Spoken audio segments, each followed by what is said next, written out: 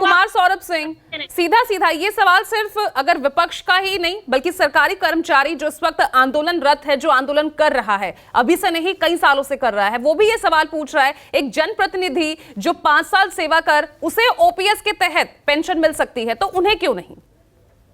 पूजा जी, मेरी आवाज आ रही है क्या? बिल्कुल आपकी आवाज पहुंच रही है Saurabh. Okay, first of all I think पहली बात यह है कि आपका सवाल बिल्कुल जायज है और इसको मैं इस प्रेमाइस में देखता हूं, जहां आज एक जनप्रतिनिधि के तौर पर अगर आप एक बार सर्व करते हैं तो आपको एक पेंशन मिलता है। अगर आप दूसरी बार सर्व करते हैं, कई कई ऐसे जनप्रतिनिधि हैं जिनको 2 से 3 पेंशन मिलता है बिकॉज उन्होंने 3 टर्म एज अ सांसद और हो सकता है 2 बार विधायक रहे हों। तो एक व्यक्ति जो इस देश में 30 वर्षों जब सुपर एनुएशन को अचीव करता है तो मिनिमम 29 वर्ष का कालखंड है, समय है, जब वो व्यक्ति 30 वर्षों तक 3 दशकों तक अपनी सेवा देता है। तो ऐसा प्रावधान होना चाहिए जिसमें उसकी सामाजिक और आर्थिक सुरक्षा 30 वर्षों के बाद जरूर हो। कुछ चीजें हैं जिस पर पुनर्विचार की जरूरत है और हमारी पार्टी और हमारे राष्ट्रीय अध्यक्ष ने कई ऐसे कार्यक्रम किए, बुढ़ापे की लाठी जैसे हम लोगों ने कई जगह सेमिनार किया और कई लोगों से इस पर विमर्श हुआ है। हमारी पार्टी ओल्ड पेंशन स्कीम के लागू किए जाने की समर्थक है, लेकिन इसके साथ साथ कुछ एक फैक्ट्स हैं जिनको मैं सामने लाना चाहता हूं। आखिर ये टकराव है क्यों, इसको समझना चाहिए कि न्यू पेंशन स्कीम और ओल्ड पेंशन स्कीम जो 2004 के पहले का है, इसमें प्रॉब्लम कहां है?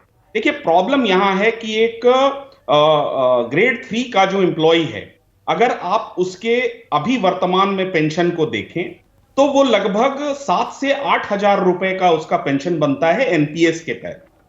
दूसरी बात है कि एनपीएस का जो रिटर्न है वो फिक्स नहीं है, मार्केट लिंक्ड है, यानी उसकी आर्थिक सुरक्षा को आप सुनिश्चित नहीं कर पा रहे हैं।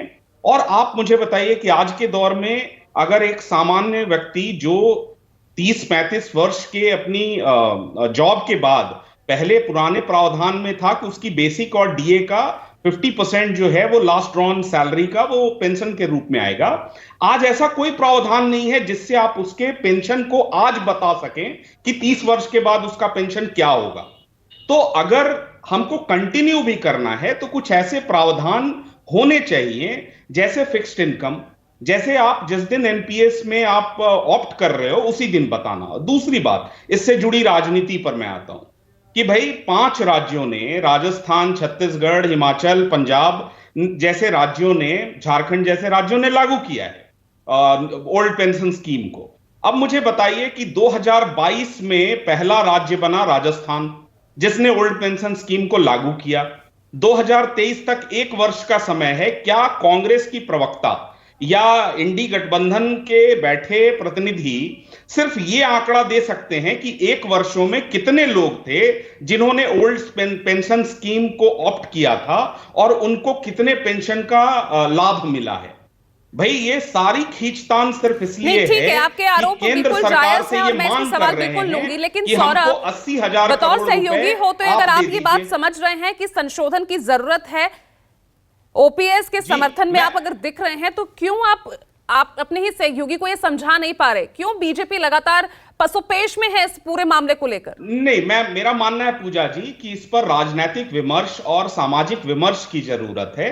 कुछ एक चीजें हैं, मैंने पहले भी कहा कि एनपीएस के वर्तमान प्रावधान में जिसमें जो कॉर्पस है, जो एसेट अंडर मैनेजमेंट है, वो मार्केट लिंक्ड है। और दूसरी बात कि एक आर्थिक सुरक्षा के दृष्टिकोण से मैं अगर एक एम्प्लॉय हूं तो मुझे पता होना चाहिए कि मेरे परिवार की आर्थिक सुरक्षा के लिए मेरा पेंशन 30 वर्ष के बाद क्या होगा। और ये अगर एक एम्प्लॉय या जितने भी कर्मचारी हैं ये अगर मांग करते हैं तो गलत नहीं है। ठीक है, ठीक है, ये मुझे अच्छा लगा कि आप ये बात मान रहे हैं, लेकिन क्यों आपकी सहयोगी पार्टी क्यों समझ नहीं पा रही, ये बड़ी बात है। लेकिन घनेंद्र